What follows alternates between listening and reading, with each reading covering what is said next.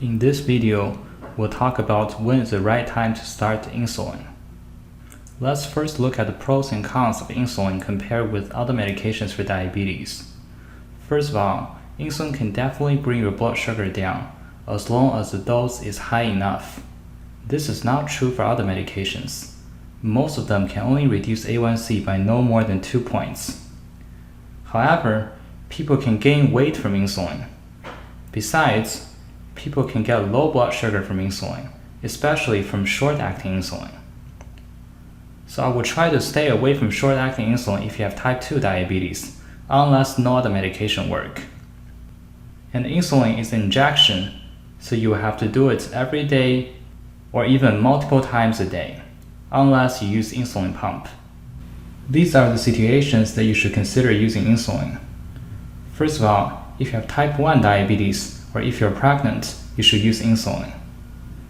Also, you should use insulin if A1C is not at a goal despite multiple medications and despite your best effort in changing diet.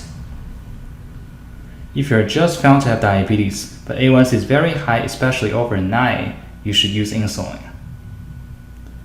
Most non-insulin medication only reduce A1C by 1 point, and by adding more medication, the return of investments for each medication will diminish. As a result, it will be difficult to lower A1C to less than 7 without insulin if your A1C is already higher than 9 at the beginning.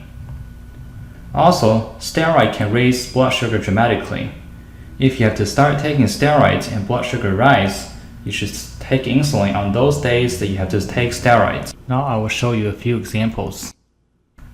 The first example is a gentleman who was recently found to have type 2 diabetes. His A1C was 7.4, so his A1C is not very high. 1 or 2 medications should be able to get it down and we won't have to bother with insulin.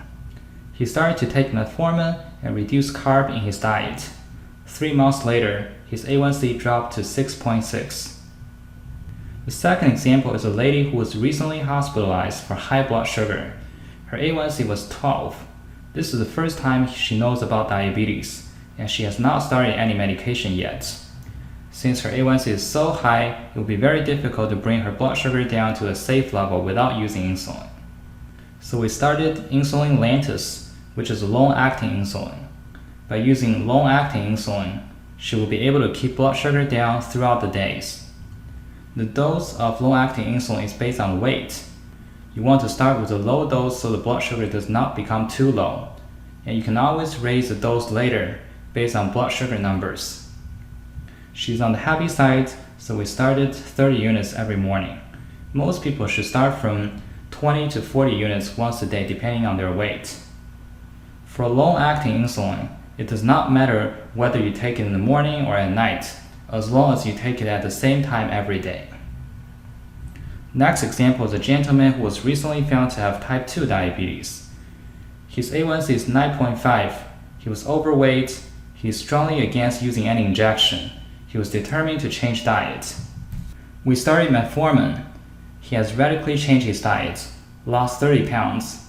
When he came back 3 months later, A1C was 7.2. So it seems that we can get blood sugar controlled with the second pill. We started Januvia in addition to metformin, and his A1C came down to 6.7. Remember that we mentioned for people with A1C higher than 9, they should start to use insulin. In this example, I just want to show you that's not a hard and fast rule. For very motivated people, they can bring down blood sugar a lot by changing diets. In this case, his efforts saved him from daily injection. The next example is a gentleman who was recently discharged from the hospital. He was hospitalized because of COPD flare-up. After discharge, he was instructed to take prednisone, which is a type of steroid. He will start with 40 mg of prednisone once a day and reduce the dose by 10 mg every 3 days.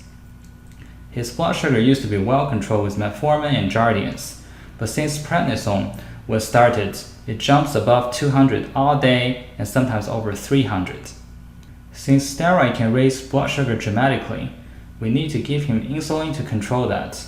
Generally speaking, non-insulin medication are not strong enough to take care of blood sugar jump from steroid use. So I asked him to check blood sugar every 6 hours and start to use Humalog according to a sliding scale. If you don't know what is sliding scale, please refer to the other video on this. It basically is a scale that tells you how much insulin to take for each specific range of blood sugar numbers. Next example is a lady who had diabetes for many years. She was taking multiple medication including metformin, Trulicity, and Jardiance, but A1C is still 8.7. Her blood sugar at home has been running between 180 to 300 most of the time. So we decided to start insulin Lantus 20 units a day. Insulin Lantus is long-acting insulin.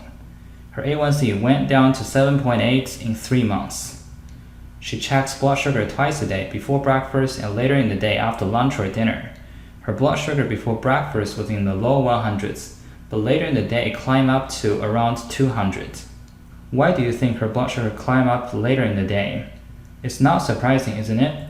Blood sugar will climb up after meals, so she needs short-acting insulin to prevent blood sugar from spiking up after meals.